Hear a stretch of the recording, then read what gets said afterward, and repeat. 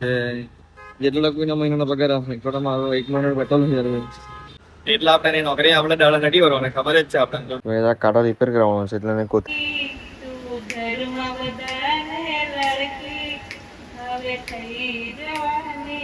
બી લઈ લીધી અત્યારે હા તને બી લઈ લીધી મેં મારી મમ્મીને જ્યાં ટ્રીટમેન્ટ વીઆઈપી છે હંમેશા એટલે કાલે એક ગાડી બોલેલી એટલે બાઇક પર જવા પડે લેપ પણ જગ્યાએ તારી ઈચ્છા છે કે નાસ્તો બીજો કરાવવાની હોય બસ કાંડા ગરમા ગરમ ચાય 4 cup welcome back to blog. આજે એક નવો વખત અમારો પાછો રેડી થઈ ગયો છે અમારો રોડની જેમ જવાનું છે માર્કેટ કાલે નથી આપણે બાઇક લઈને જ જવાનું છે કાલે ઠીક છે તો નીકળે 2 મિનિટમાં માર્કેટ જવા માટે ચલો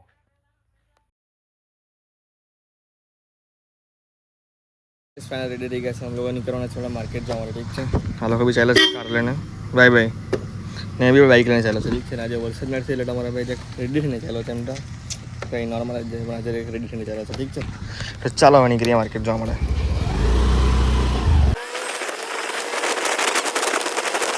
ફાઇનલી આપણે માર્કેટનું બધું કામ પડી ગયું છે ગાડી આપણું ઘરે જવા માટે અમે ચાલો તો બાઇકનો ફિલ અપ કરવા માટે રોડના એવી ફિલ પેટ્રોલ ભરાવા પડતું ગાડી ફૂટી એટલી છે રોજના વ્યવસાય છે ગાડી 200 કંઈક બને નહીં ગમે એટલું ફરી જેમ માલ લેવા જવા પડતા એમ ગાડી ફરે એટલે ઠીક છે પેલા જાય પેટ્રોલ ફિલ અપ કરી દે પછી નીકળીએ ઘરે જવાના ચાલો ગાઈસ ફાઇનલી આપણી બાઇકમાં આપણે ફિલ અપ કરાવી લીધો છે જોઈએ છે પપ્પાને 21 ચાલે પહેલા પાછી બરાબર પડે જે જે પાછું માર્કેટ આવવાનું છે એટલે ગાડી કેટલી વધારે છે અને ફ્યુલ વધારે ખાલી થઈ ગઈ ખબર નહીં ક્યાં હવે ફરતો એટલો છે એટલે જજમેન્ટ નહીં આવે કે એવરેજ કેટલી આપતી કઈ ખબર નહીં પડે રેના ફરી આવતો તો ખાલી રોજના ફરો એ જ સીન ચાલતો છે અત્યારે હાલે રોજના 200-300 પેટ્રોલ નીકળતું છે ગાડીમાં પેટ્રોલ સ્ટોક એટલો બધો છે કે જેટલો કોઈનો મહિનાનો પગાર આવે એટલો મારો એક મહિનાનો પેટ્રોલ થઈ જાય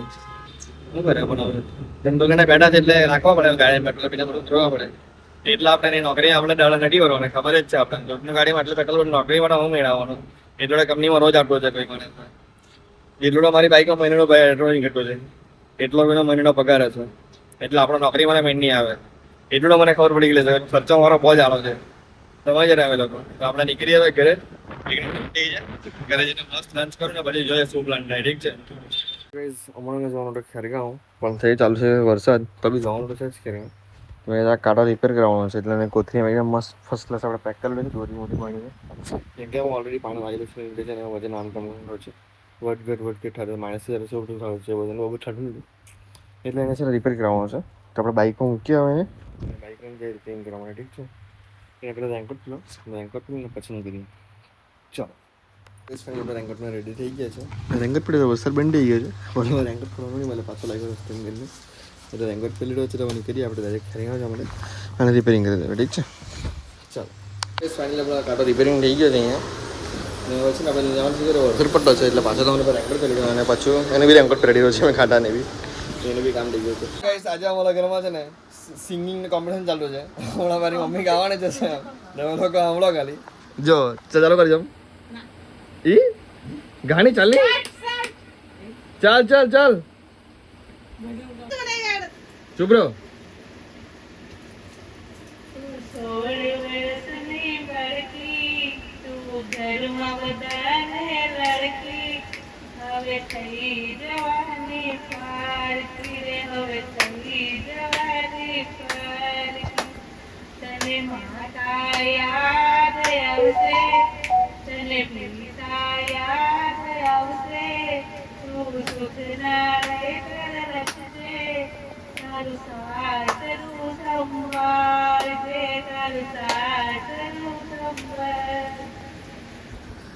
વાહ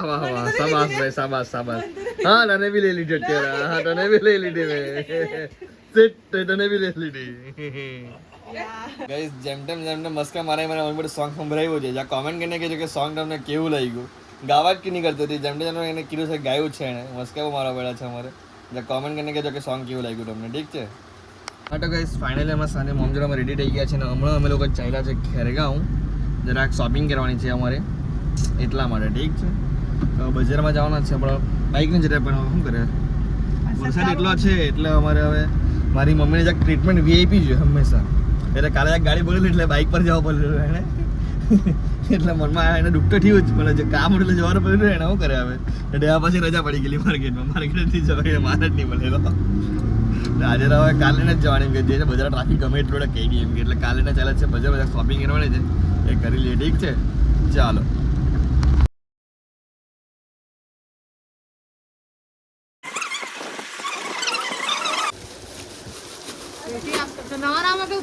કેટલા 2 મૂક્યા ને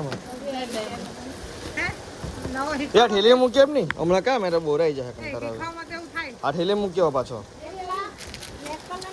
ના તો ઠેલીમાં જ છે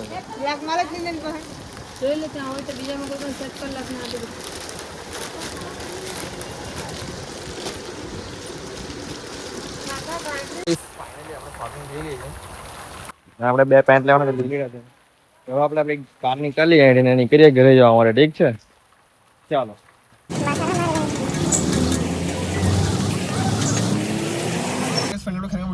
શોપિંગ થઈ ગઈ છે ને મમ્મી ગરમા ગરમ ભજીયા બી લઈએ પછી ઘરે ખાવા માટે કે બોલવા માંગે તો બ્લોગમાં ભૂખ લાગેલી છે ને ભજીયા વરસાદ બાદ બહુ મસ્ત પડ્યા હતો છે મને ભજીયાની ઈચ્છા થઈ ગઈ એટલે અમે લોકો ભજીયા બી લઈ લીધા છે બહુ ખાલી ઈચ્છા થઈ ગઈ અમને ખાવાની બીજું કે બોલવા માંગે તો લે પણ જે કે તારી ઈચ્છા છે કે નાસ્તો બીજું કરાવવાની હોય બસ આજનો કોટા પડી ગયા ખર્ચો વધારે પડ્યો આજે એટલે હવે નીકળીએ આપણે ઘરે ઠીક છે ચાલો કાંડા ગરમા ગરમ ચાય 4 કપ